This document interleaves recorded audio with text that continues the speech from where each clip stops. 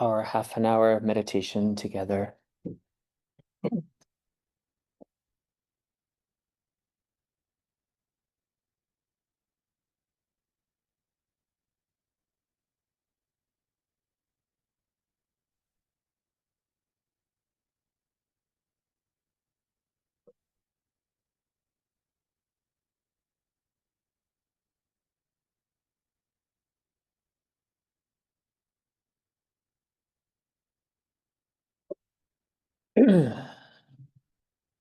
One of the sections in the classical Vajrayana sadhana is motivation, which is a little bit different than intention. And motivation for practice is reflecting on the causes and conditions that led to a moment of practice. And in particular, how rare and therefore precious it is to have even a single moment of mindfulness or meditation, self-awareness.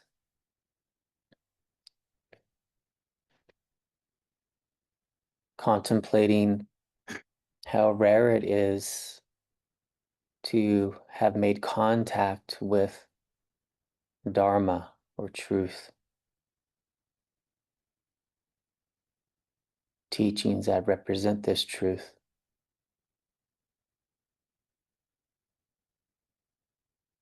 Most of the world is a Dharma desert, so this is rare and precious. And then to have the Dharma karma. Not only have you heard the teachings, but they have resonated with you. This is even more rare.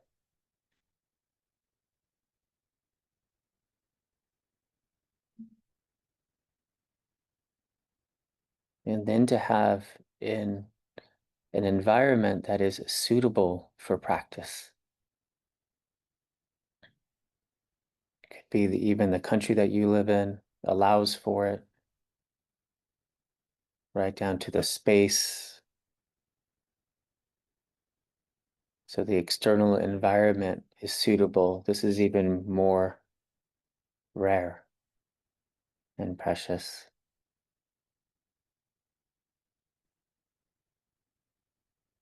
And then to think that the internal environment, the will to do so,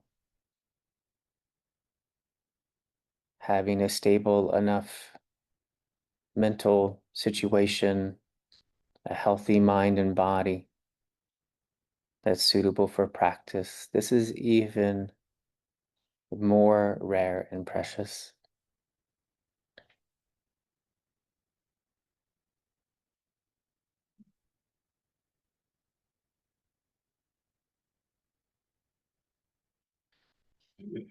And then to actually be in a moment of practice.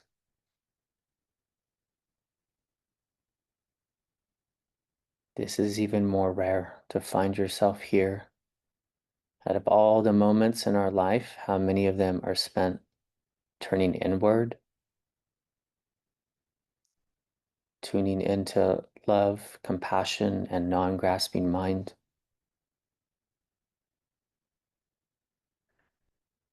Therefore, as we move into this practice together, honor the sacredness of this opportunity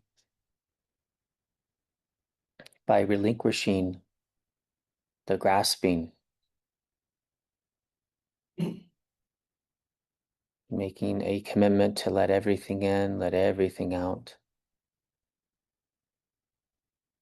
Returning to mindfulness when you notice the mind has wandered. Reminding the mind that its home is actually here in the present.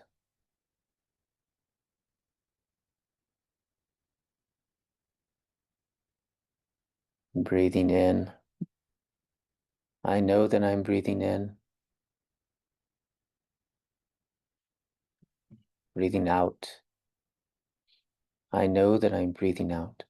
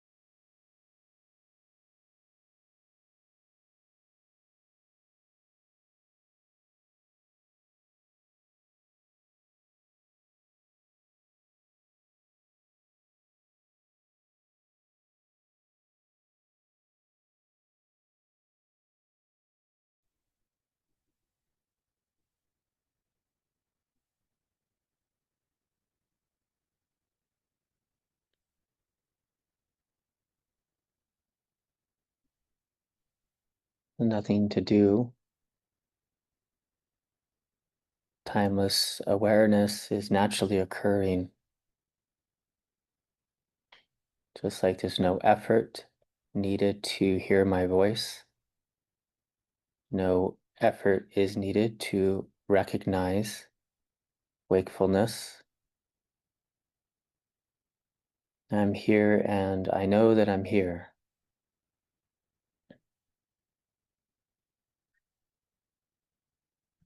Everything arises in this nowness, abides, and then falls away.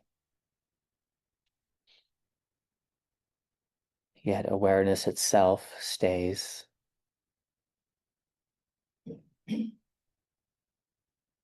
Letting everything in, letting everything out.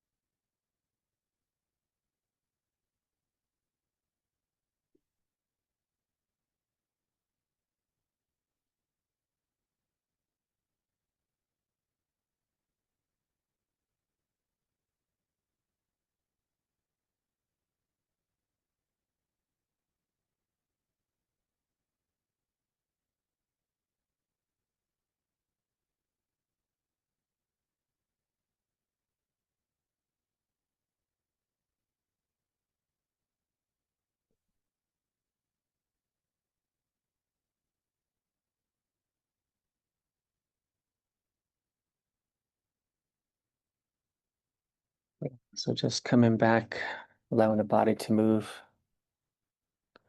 Now the eyes to open.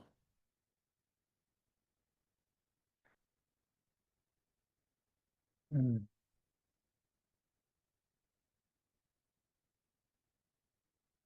Yeah, so thank you again, everybody, for coming out. Anyone brand new? Anyone new? My third time. Your third time? Oh, you're an old hat by now. Welcome. What's your name? Coven. Govin? K-A-V-I-N, Coven. Coven. Yeah. Nice to meet you, Casey. Nice. Yeah, yeah. Um, anyone really old? Anyone been here for a long time? Huh. I was young when I started, Casey. Yeah, I know. Raise your hand if you've been coming more than 5 years. Yeah, more than 10, probably. Yeah, yeah. There's people online too. Yeah, yeah. Next year, what? Oh, more than 10. Yeah, yeah. It's so nice because I think, I mean, yeah. Just thank you. It's so cool to sit with one another. I think the Dharma, we make jokes that it's always the same Dharma talk, There's like one Dharma talk. And I know I've been talking nonsense up here for the whole time, 11 years. So I think, or something like that. It's not most of the time, I think the words or the teachings, but sitting together is wonderful and connecting beyond just connecting like this, like just sitting. So it's beyond even the talking when we're sitting, but we're connecting with each other. And I think that's more real than this part, the talking part. Um, and that's such a gift that we can give each other to sit like this with one another. Very rare. Um, yeah, so I thought we kind of unpack this kind of idea of what is happiness from a Dharma perspective. But every once in a while, I like to actually have a little bit of extended period of time for some questions, maybe like once a year or something. I know for me, asking my teacher questions, and I'm no Tenzin Chogi, like my teacher, it was always so valuable.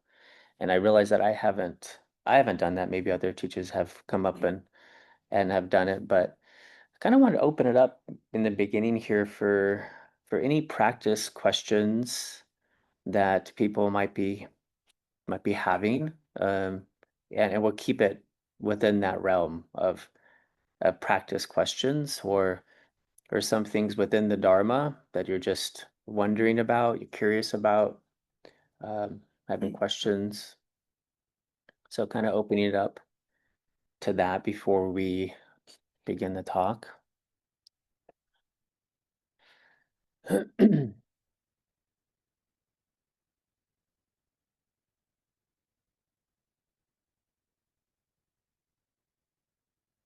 That's the answer, by the way, right there. That's the answer. Question, can I make a comment? Aren't you related to practice? Sure. Well, just because there's quiet. I was like figuring. Yeah, quite good. Was my fourth or fifth time here, I think maybe. Okay. And I just wanted to share that, I was sitting meditating, closing my eyes, and then at one point I opened my eyes and I just looked and saw this mindfulness, communal mindfulness moment, and Hmm. actually made me very emotional. I just felt like Mm.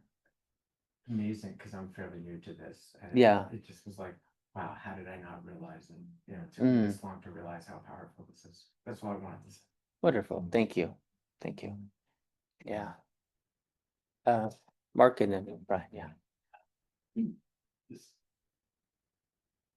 I think I take for granted what what you call motivation. Yeah. Just all the things that come together Yeah. to make this possible.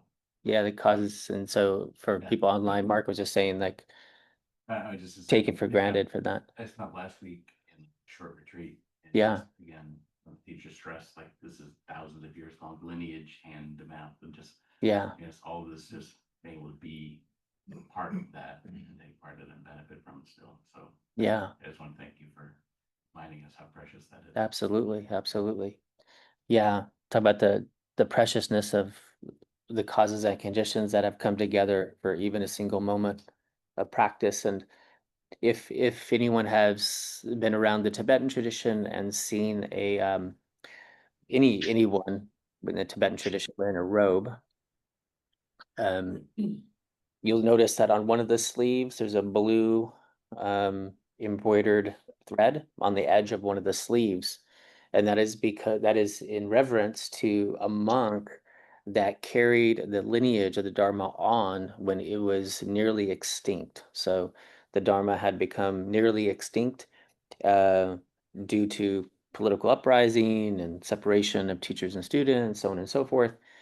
And there was this one lineage holder that basically survived.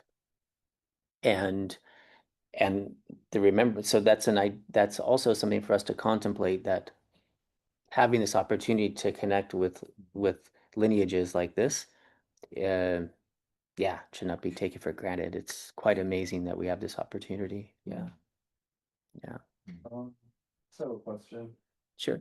to practice question.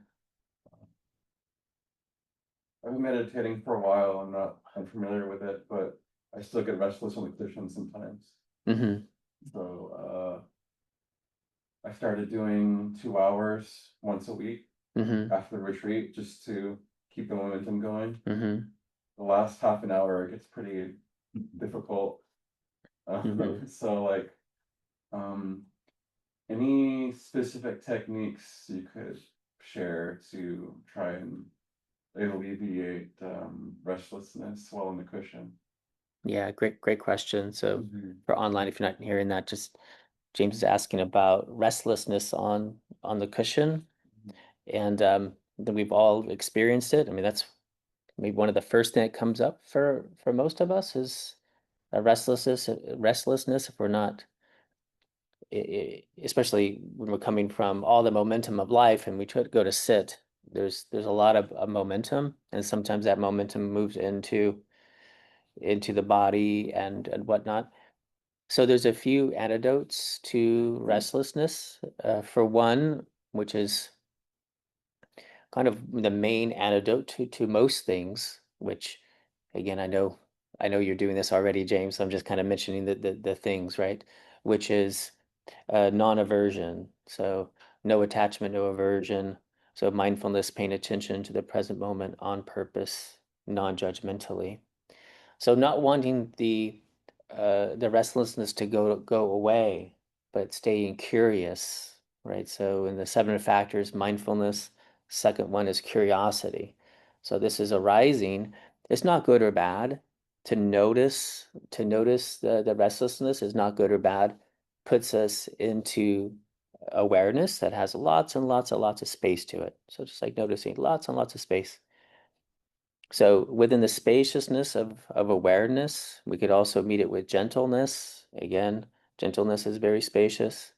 So instead of being kind of small and restlessness becomes very big, we become very big and restlessness becomes very small. And then the second piece is that we're tuning into mindfulness itself. So mindfulness needs to be mindful of something, but it doesn't matter what. So recognizing this, uh, because you mentioned retreat, James. So like retreat, we sit, walk, sit, walk, sit, walk. So sometimes when restlessness gets a little too much, and this goes with anything, any aversion, we meet it with non-judgmental awareness, but we also have our wisdom. Our wisdom is this is a little too much. So then we want to move into something else. And even if that's something else, if we go into, let's say, a full-blown anxiety attack or something, mindfulness can be kind of an exposure therapy. So we want to move into even distraction, right? So we want to be aware of that. But maybe it'd be a good time to do walking meditation. So walking meditation, we actually allow the body to move, even if in a short space, we could just do like little pacing back and forth, And that's okay. Allow the body to move. And a really good practice is to draw your attention to the bottom of your feet. So you feel that groundedness and just let the body move, you know. I learned a lesson from a monk. We used to have midday, one of the centers that I lived at, we used to have a midday meditation and and in the Gampa, and the monk used to come in and he never sat still. We'd be meditating 35 minutes and or whatever it was, 35, 40 minutes. And he just never sat still. And I think he was just showing us like it didn't matter. He was just, a Tibetan, a Tibetan from Tibet monk. And he would just like he would do anything to not sit perfectly. And we were like the opposite. We're like trying to sit perfect, and we were probably completely restless. He was moving his body, but probably completely zenned out, the whole time. You know. And I think he just taught us like here we are trying to be perfect and sitting perfect and all of this stuff. And yet really just if you need to move, allow the body to move then. That's okay. Allow the body to move. Go ahead and do some walking meditation or something like that. Yeah, it's okay. I've got. Yeah, sure. Mine is involving thought, and I understand there's so many different kinds of awareness of all sorts of different, and I believe contemplative, Yeah. and I allow my thoughts regularly, and as long as I feel, as long as I'm really aware that I'm thinking and that these thoughts are happening, and this thought, I mean, I'm aware that I allow the thoughts to have meaning, Mm-hmm. and so I'd say it's an ongoing confusion about how to deal with that, because I understand the importance of quieting the mind, but if I'm present until I realize I'm not present, Mm-hmm. and then bring myself back, Mm-hmm. where is it seems like sometimes I just go, I just let myself, okay, I'm thinking, this thought is about this, and this thought is about, Mm-hmm. and boy, that's an interesting thought or whatever, but I still feel like I'm challenged by allowing myself to, I think I'm doing something wrong. Mm-hmm. So that's what I have to say about it. Maybe you can. Yeah, great question. So Brian's mentioning if you're doing basically thought as meditation, taking thought as your meditation object, is that okay? Because a lot of times we talk about non-grasping mind and particularly allowing the thoughts to come and go. Actually, that is a style of meditation. So in Vajrayana Buddhism, it's called analytical meditation, and usually what you will do is take something that is real and unpack it. So in other words, you will allow yourself to contemplate impermanence, and so you allow the mind to bring up things about impermanence and conceptual things. And like you mentioned, you're aware of thinking. And when the mind wanders off of the awareness of that thinking, you bring it back. There's another time when you take thoughts as the object, and that is when the mind becomes very, very restless. So when the mind becomes very, very restless, you want to turn towards the aversion, right? So if you have anxiousness, you turn towards anxiousness. Non-judgmental awareness, dog barking, you turn towards the dog barking. If you have a mind that won't stop, then you turn the mind on the mind and you actually invite the thoughts in. So, hello, thoughts, how are you? Thank you for coming. I need you. You're going to be the support for my meditation. What usually happens when we do that? There's a, yeah, they go away. It's really weird. So it's an interesting phenomenon. You're like, hey, I always like things like a dog, a little dog barking, like the little dog is chasing you. As soon as you turn around, the dog goes, you know, as you turn the mind on the mind, and the dog goes, or the mind goes, what? So, yeah, the question it's a thing, it's we can use that as a form of meditation, taking the thoughts as the object and doing it exactly like you're doing it. You're totally aware, so mindfulness needs to be mindful of something. You're aware of mind. The thing of it is, with taking that as your object, is that that's what the mind already wants to do, right? The mind loves thinking more than anything else. It wants to follow thought. And what we want to do is practice non-grasping mind. That's what we want to do. In other words, if the thoughts are good, we want to be able to move away from them. If the thoughts are not so good, we want to be able to practice non-grasping mind. If your most suffering thought comes along, if your most suffering thought comes along, if there's a thought that I need to go get toothpaste, that's easy for non-grasping mind. But if your most suffering thought comes along, can we allow that to come and go? That's the goal.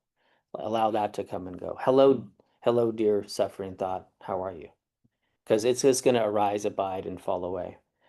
So I would just recommend mixing it up, allowing the mind to follow in an awareness type of state, to follow those thoughts, and then also training the mind to not follow, because that's out of all the things it wants to do, it wants to follow bliss, it wants to follow thoughts, right?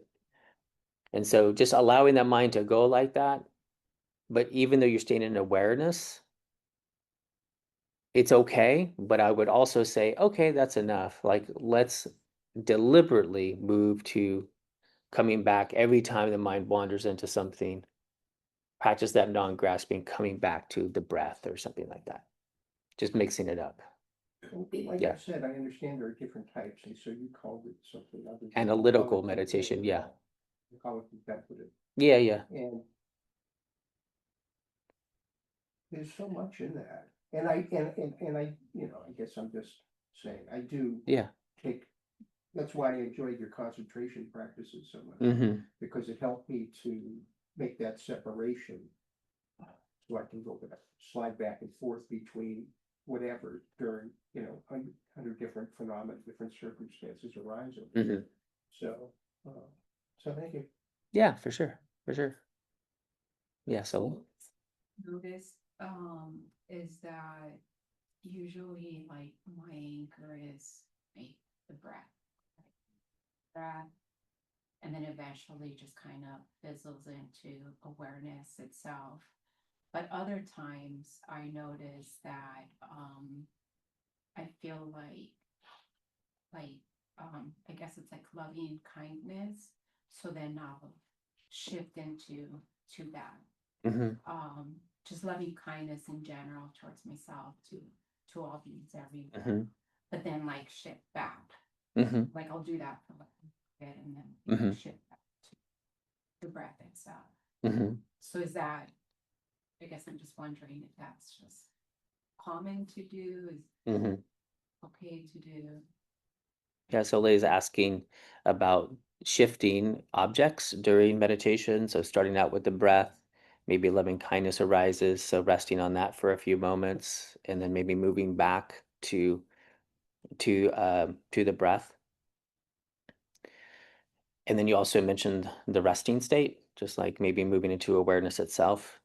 So I kind of look at those two different categories, the categories between, and this is really important, the actual a practice and where that practice is leading us. There's two categories within a sit, or two aspects within a sit.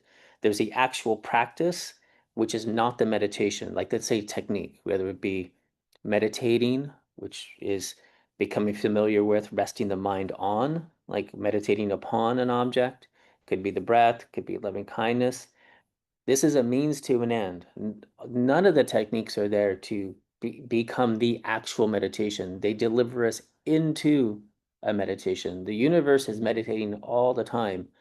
There are techniques that allow us to drop the conceptual, the, the delusion of separateness and I-ness, all those things, and transcend that and deliver us into effortless, like our true beingness, right? Which is effortless wakefulness. So they say, if you focus on the breath long enough, all of a sudden the necessity to continue to effort towards pulling the mind away from wakefulness subsides.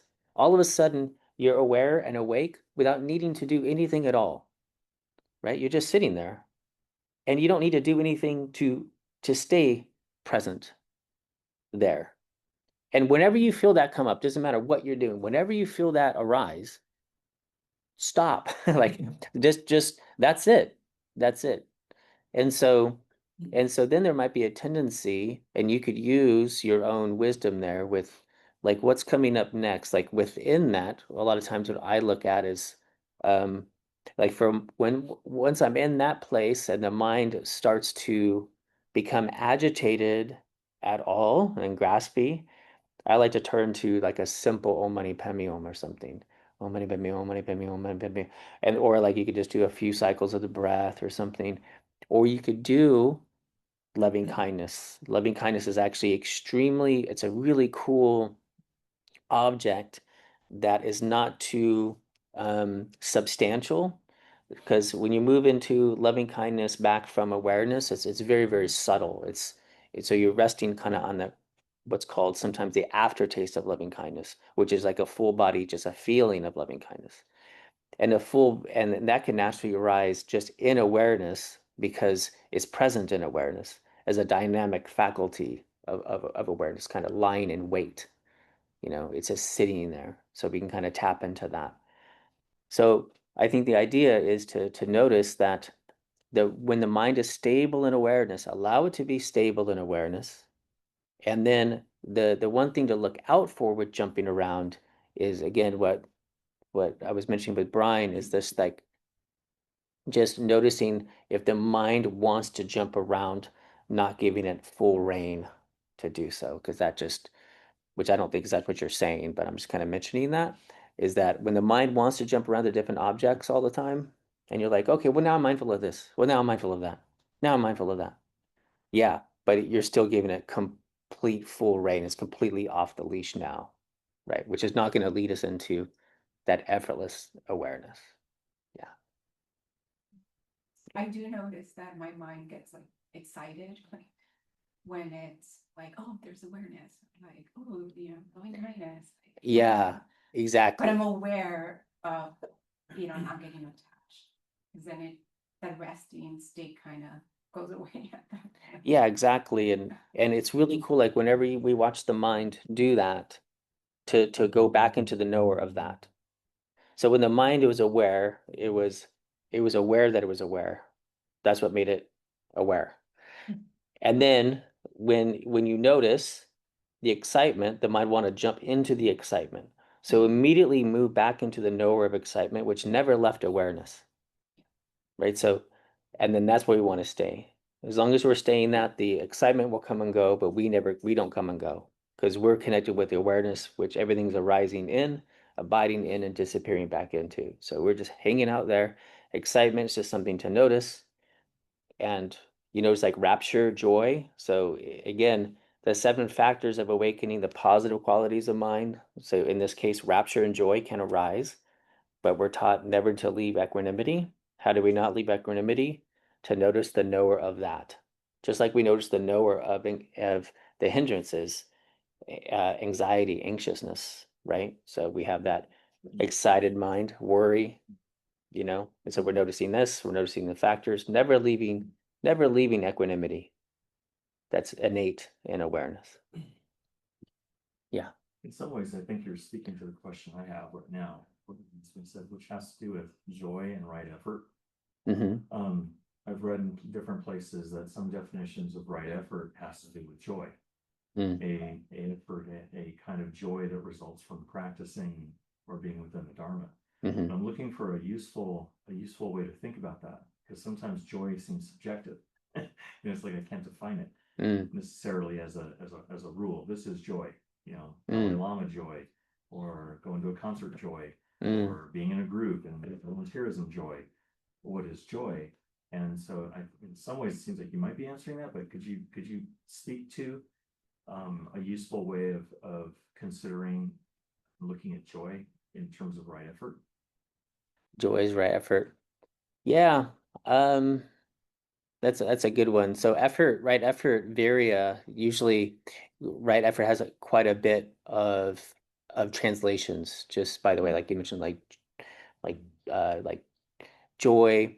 It could be determination, it could be persistence, it could be like that consistency, like that kind of effort, bringing joy towards the practice. Um, lots of things.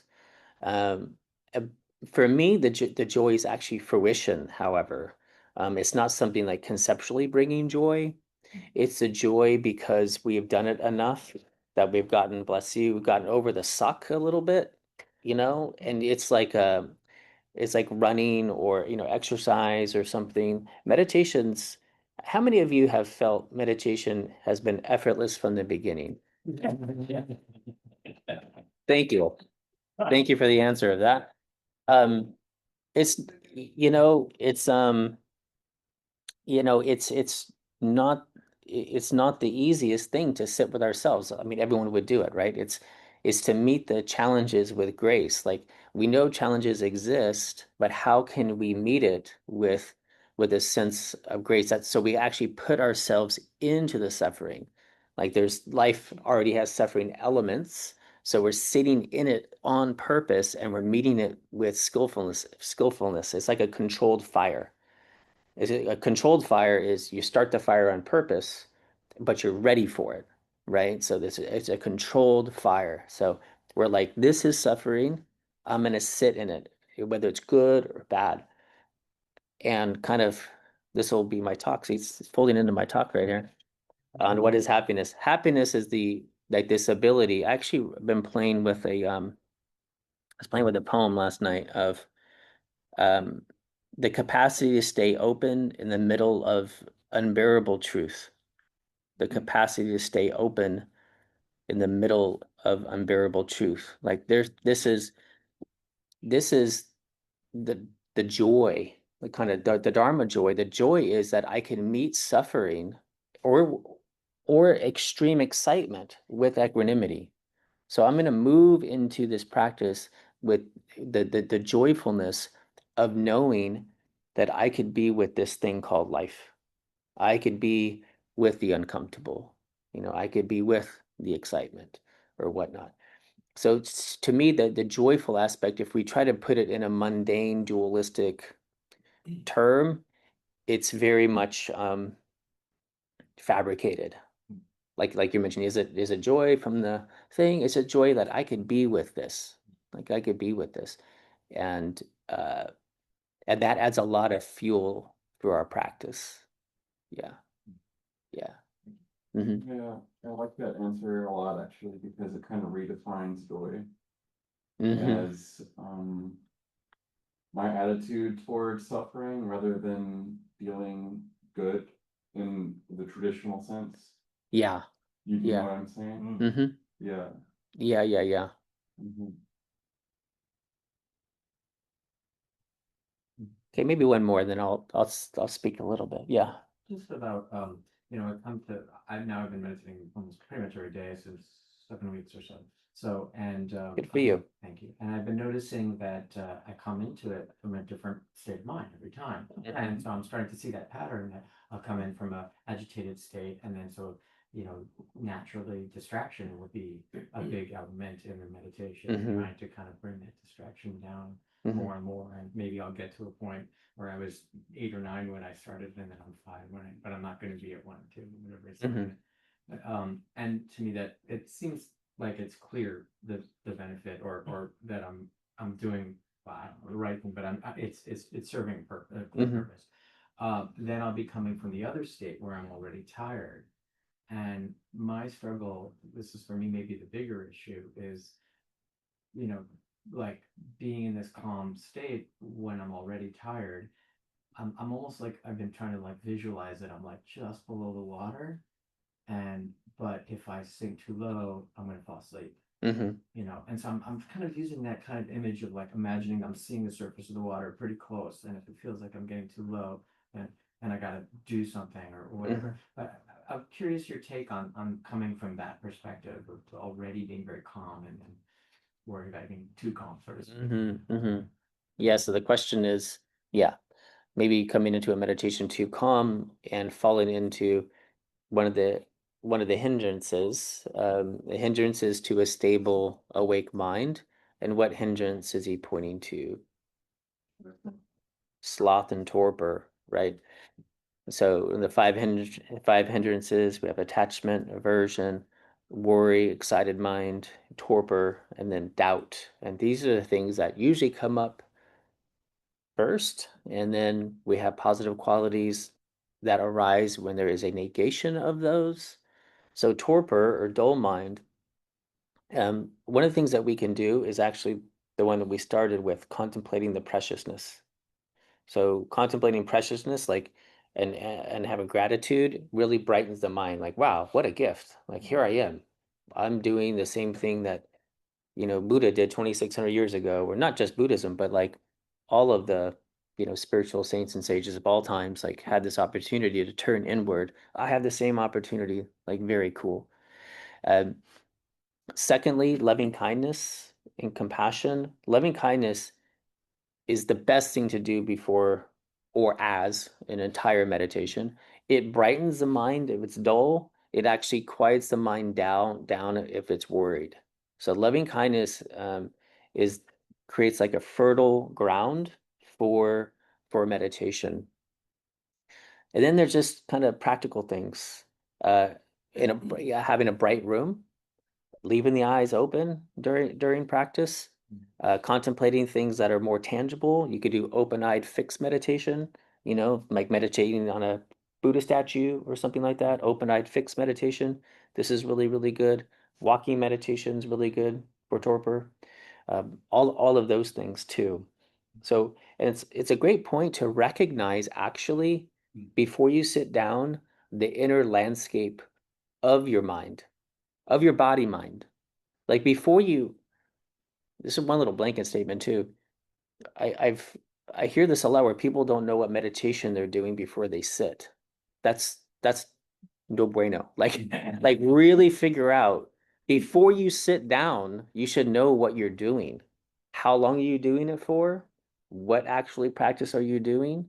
If you don't know that, then the mind is going to have its way with you because you don't know what you're doing. It's like going to work that day and sitting at your computer, like literally not even knowing what your tasks are. You're going to actually outline what your tasks are. You should know what meditation you're doing, how long you're doing it for, and you're going to hold the mind to that. It's 20 minutes. We'll start off with loving kindness, intention, say a few words to your lineage or whatnot. 10-minute breath meditation, blah, blah, blah, dedicate the merit, right? Like whatever that is. You guys, I think everyone has my email. Email me if you don't have a practice sadhana. So I've created a sheet called a practice sadhana. It kind of outlines a basic architecture of a meditation sit. Um, you know, so yeah. So yeah, know what you're doing and allow the mind to be held to that, before you go in. And then that way you could say, yeah, what do I need right now? I definitely need some loving kindness. I'm feeling a little bit agitated, a little bit angry, you know, or I need to do walking meditation, something like that. Would Yeah. you recommend starting off with a sleeping meditation? Mindfulness, allowing yourself to fall into sleep and then say, okay, I'm gonna rest because I'm tired for 10 minutes or 15 minutes and when waking up, then doing the practice. More Yeah, usually not. effective practice. So if Brian's mentioning like, well, should we just give ourselves the rest? Maybe that's the wise thing to do if you're feeling tired.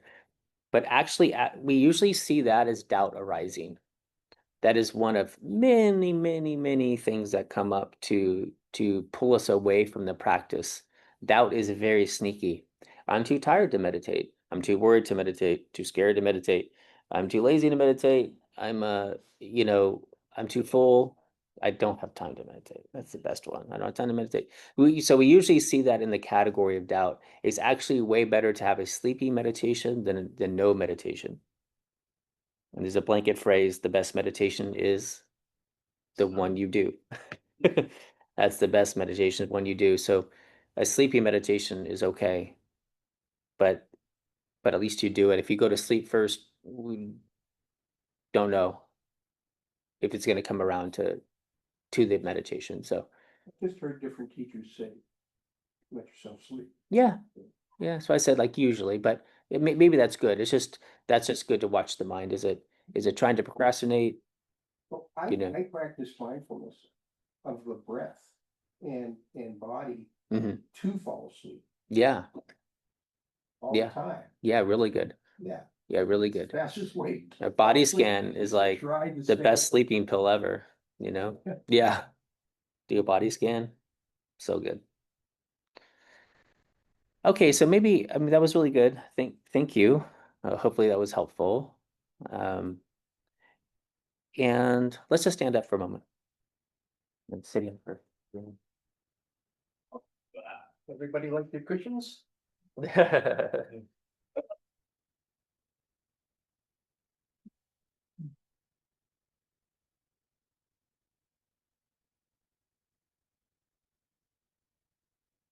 Lead us in a movement or standing meditation? Well, if we had time, we would have Rick do that. Or like multiple people in the room more qualified than me. I can't touch my toes, so I just sit in a meditative position and that's it. No yoga for me. Where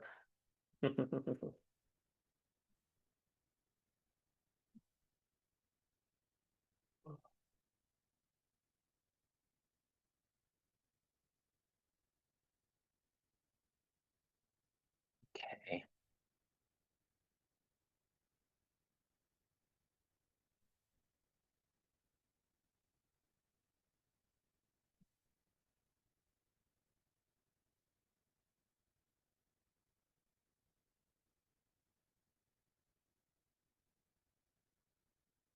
So we actually touched upon this a little bit. What is happiness? We touched upon this, I think, during that Q&A.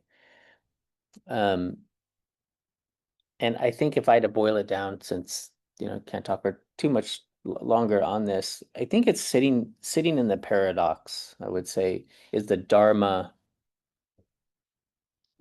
perspective, of of happiness. Like I mentioned, like sitting with the uncomfortable, being with the uncomfortable, seeing the totality of things and knowing that we can look into them and not run away from them, like the negative aspects, and still be okay and find uh connection point with Buddha nature. So Buddha nature is this term that's used to talk about the part of us that's within us that is at ease at all times, even though things in the outer environment or in the body can be difficult, that there's this inner ease and contentment. And it's sitting within the paradox. So this is points to a very important aspect that if we want this type of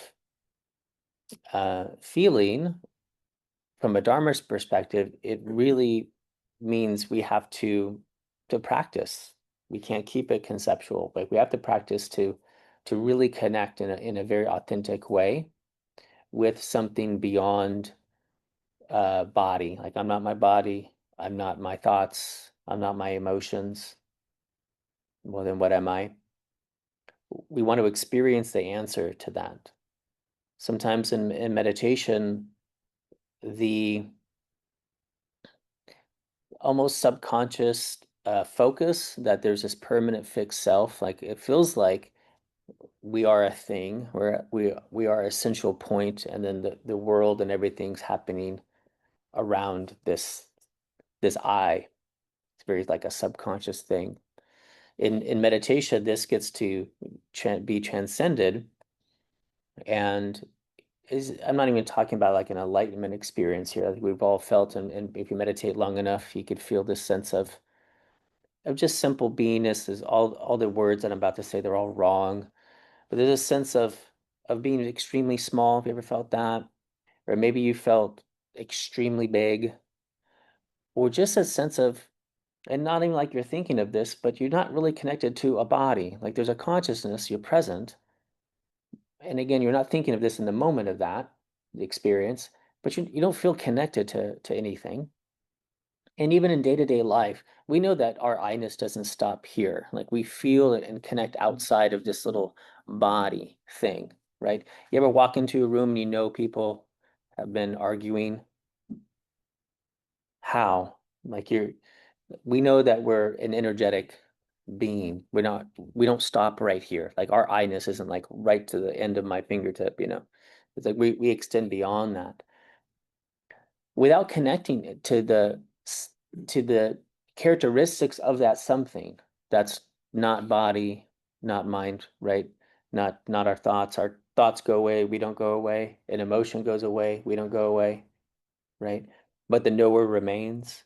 If we don't connect with that in a substantial way, and therefore don't connect with the qualities of that something, then it's very difficult to have a relationship with this version of happiness, right? Because it stays again very dualistic. So I think that's the first thing, is pointing really towards practice. And I think that when things become environmentally very, very difficult, um, there's a term, I say this quite a lot because I really love this phrase, that a Buddha always has one eye crying. A Buddha always has one eye crying. So one eye is crying for the suffering that does exist, and the other eye is in wakefulness, in awareness, knowing that on some level that things are okay, you know. Um, and I think that's really important, because I don't think there's a totality of happiness in the Dharma perspective. There's always a yearning. There's always this yearning for beings to be free from suffering. And it's not meant to go away. It's meant to, can we hold that in a wise way, in a productive way, in a resilient way, in a way that moves towards engaged Buddhism, as opposed to uh, crushing us, or actually causing anger to arise, or things like that. Can we hold that in a wise way? And the way that we can do that is through that wisdom piece. So a Buddha always has one eye crying, one eye. So we're holding that. So it's not like this, yeah, we're just totally happy because we have Buddha nature and we connected with it. So it doesn't matter what's going on, you know, that kind of a thing. But I think that the issue is that we allow ourselves to rest in suffering and dualistic kind of suffering a lot. Like we rest in that kind of belief that if everything's bad, everything is universally bad, and that means it's going to turn to shit and catastrophizing mind and worry and all this other stuff. But we don't give ourselves a full opportunity, especially when there is a lot of suffering going on. We almost feel guilty about moving into, let's say in these times, like I'm not what I would consider happy a lot these days, because my damn social media feed is full of violence and horrific, unbelievable, unprecedented crap, you know? And yet I have to be able to hold that with a certain equanimity of don't know mind. Like I don't know what's all going to happen.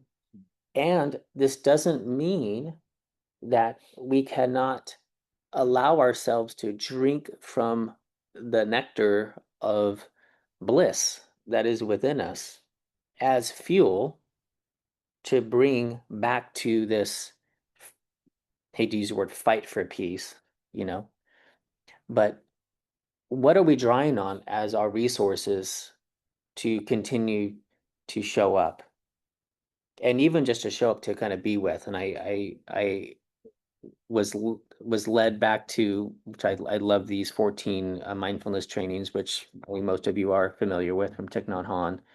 And I love the one where he speaks towards moving into moving into the aversion. Let's see if I can just get that one, but um, well, taking care of anger, recognize, embrace, and transform your anger. And there's one where, yeah, it's just kind of moving into the, I can't find it right now, but moving in towards the aversion. Yeah.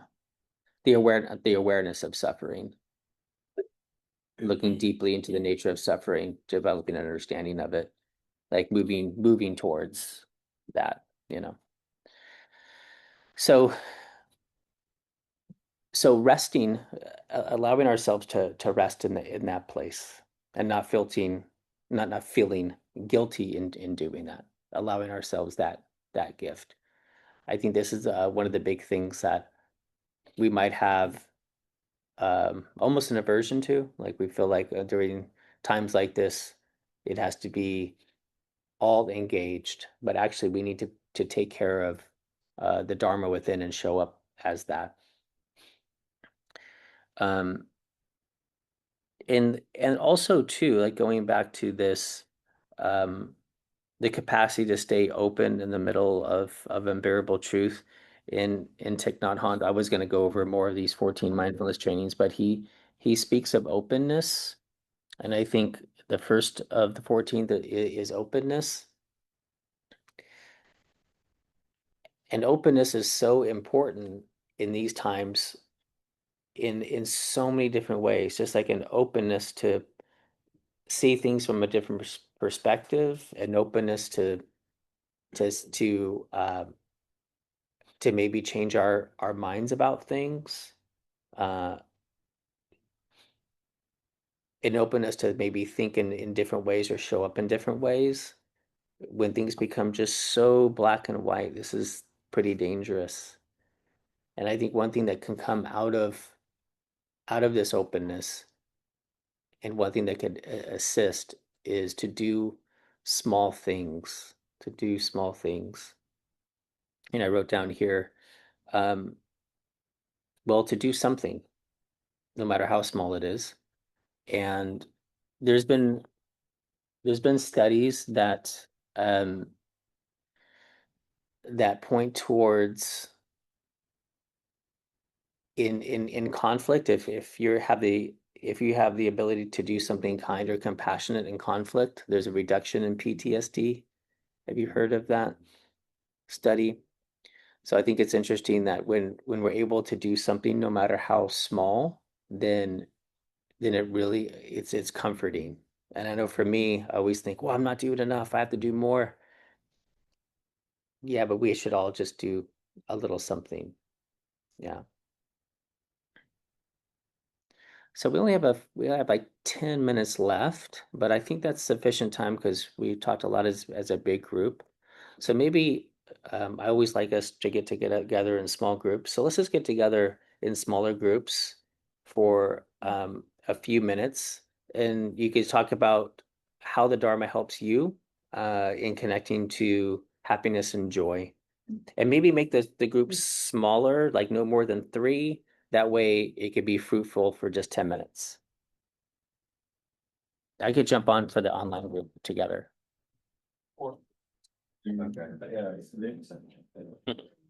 Hey, Kate, Hey, Casey. how are you? I'm good. I'm a little tired. How are you? I'm good. Yeah, Good. good to see you. I don't know Yeah, if Linda, good to see you too. you're gonna jump on, but um, yeah. Hey there, Linda. So Hey there, Casey. yeah, so what kind of Dharma something brings you happiness, or how does that relate? Hey, Catherine. Are you having a discussion right now? Yeah, so Okay. we're having a breakout room Oh, okay. of Sorry, I got cut off by accident. oh, okay, yeah, no problem, no problem. Yeah, so I touched briefly on happiness and what is happiness in a Dharma perspective, and just Mhm. connecting with how do we connect in our own practice happiness and practice, or how does practice bring us happiness, or is happiness even something that we're looking for? I think it's another question in Dharma. So it might not be the case. Yeah. I can go. Sure.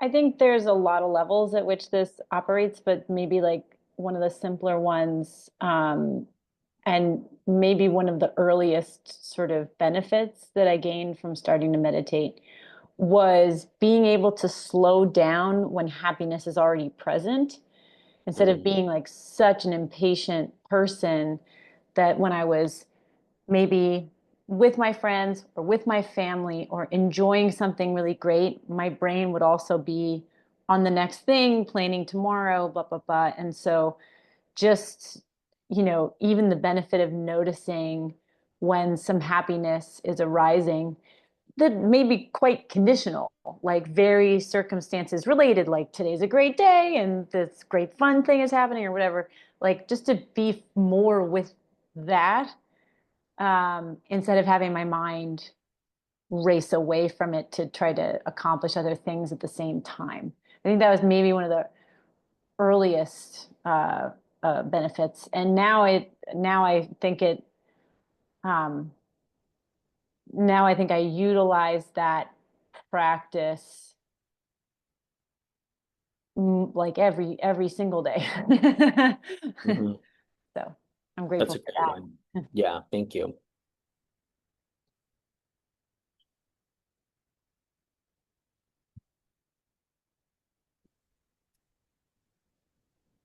Linda, Sure, I'll go next. go for it. I'm still having kind of a not a hard time, but I'm just don't fully understand what happiness is. It is a motivation, and I think that's what I've seen it as a motivation mainly to do certain things, and that was one of those, I just recently started practicing. Um, and yeah, that was like, oh well, yeah, I want to be happy, and I think it's more than that, but Mm, now that I'm sitting with the awareness is it's now I see it almost like a dualistic, more of a dualistic quality to it than mhm, an actual um like a natural experience. In the open awareness, there is really that equanimity, and I guess I can intentionally bring happiness into it if I want. Um, but I don't know if it's necessary at that point. But yeah, I mostly even experienced it as a motivation rather than. yeah, yeah, thank you. Thank you.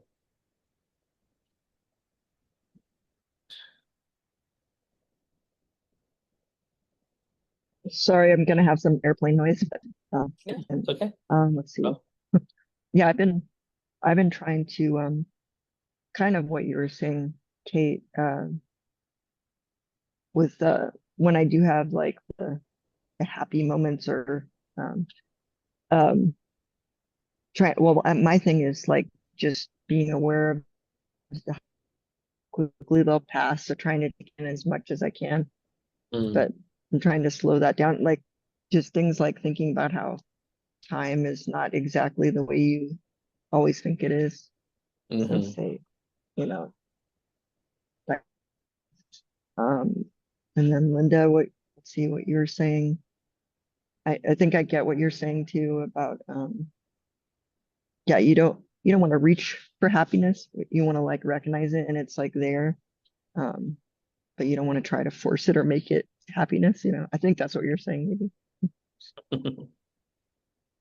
Yeah. Oh, I wanted to ask you, Casey, real quick. Do you have like as far as something to start and end with, do you have something that's somewhat short instead of like a really long chant or something that we can access later, maybe? Yeah. Yeah, you could, yeah, I could email Okay. something to Okay. you. Yeah. Yeah, it's a quick intention, motivation, and dedicating to the merit. Yeah. No problem. Okay, thank you. Yeah. Yeah, I think that I like talking about happiness because it is something that that motivates people and strives, but in reality, I think that equanimity and even self-compassion, like Linda made me think of, like even our intention for happiness is like to suffer less. Like we have compassion for each other, like we want more happiness and less suffering. Um, and then in meditation, we see that happiness can be a grasping, we're kind of grasping mind, and that it's subject to change. And so what's not subject to change? And I think that's what real happiness comes from, in my from my like experience of sitting with more equanimity, like I feel more with joy knowing that I'm okay even if grasping mind, even if I don't get what I want. Let's say if I have excitement and happiness, but it's so cool that like if that doesn't happen, that's okay too, you know. Um, and then even in the depths of suffering, saying, okay, well, I have a little ground to come back to as well. Um, yeah, yeah. So could you see the one eye crying as like a way of self-acceptance too, like for your own whatever suffering you have gone through or you might be going through. So you could see you're like holding that for the world, but holding that for yourself, which might allow you to take in the happiness more.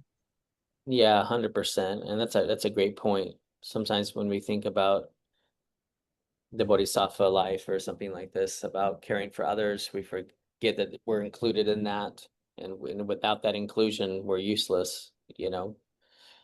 And I think that is so powerful now, at least from my experience, trying to be with all of what's happening. It's like if I don't really take care of myself, and again, experientially, like really tap into what's real and seeing that everyone's a Buddha on both sides, really seeing everyone's Buddhahood and know it's inspiring to know that within everybody is this well of love and compassion. And I can see myself label others as this or that. And yet I need to connect with their heart because their heart's my heart, that kind of a thing.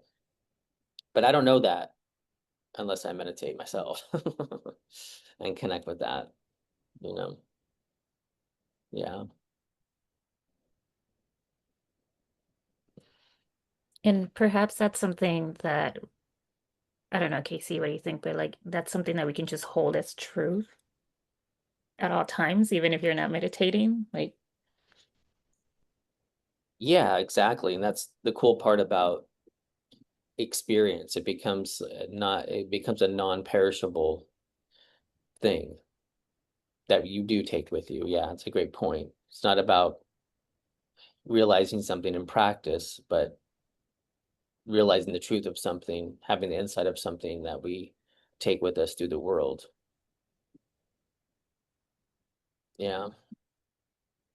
Yeah. And then, I mean, all goes full circle. It's not to say that we don't act sometimes in a wrathful, compassion way. You know? Um, yeah. Sometimes we need to, out of that compassion, act in a certain way that makes things happen. Yeah. Like a parent. Kate knows nothing about that.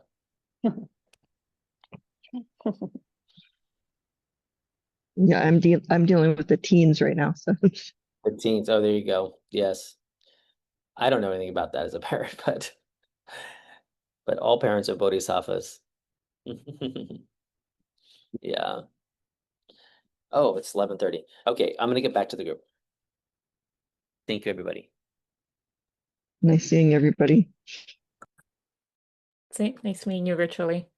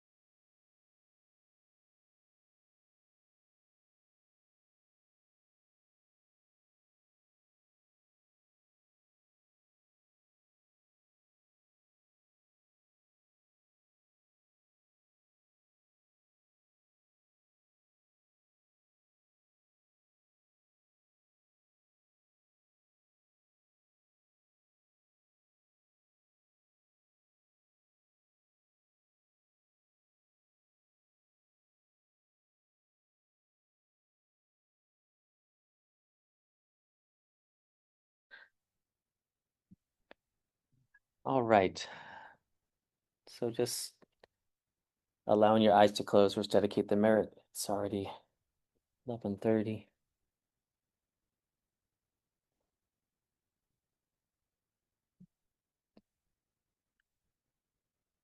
So we talked about how rare and precious it is to be able to meet teachings like this and sit with one another like this. And one thing I like to reflect on is that I'm sitting with a group of people that are dedicated to love, kindness, and compassion. And when we remember by experience that we are love and compassion, that that is what is there, we notice that that is there in all beings. All beings have this love, kindness, compassion within them. They're all Buddhas. May we dedicate the merit of our time together, the love, kindness, wisdom cultivated. May we dedicate this to the Buddha nature within all beings and to the awakening of that Buddha nature, the recognition of that Buddha nature in all beings, so we can live in a world of peace and wisdom. May all beings everywhere without exception, may they all be happy, truly happy, and free from suffering. Om Mani Padme Hum.